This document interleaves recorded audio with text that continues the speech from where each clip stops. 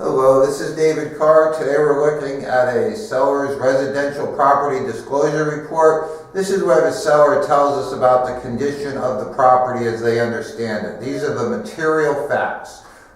You're going to find out where the property is located, if there are any changes planned by the municipality, and what the condition of the home is. We're going to find out about the plumbing, the heating. You can see here, heating, fuel, hot water here, sewage, air conditioning. You can see this. You'll be able to read through this whole thing or stop at any time. But on each side over here, there's a place where the seller can say, yes, there is a problem, no, there is not a problem, or they don't know if there's a problem. We'd like to get a report that says there are no problems and having each line filled in with some information. It's the ideal report.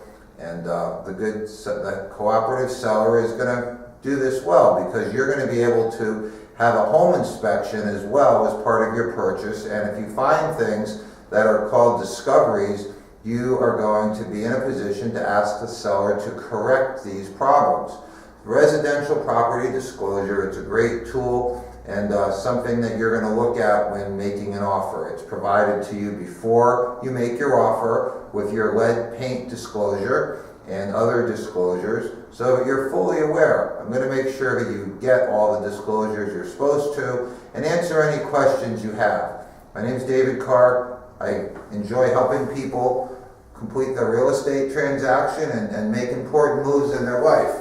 Please feel free to call me. I'd love to talk to you about this if you have any questions, or we'll go out and look at some houses together. I'll be your fiduciary buyer agent and make a successful home buying or home selling experience for you.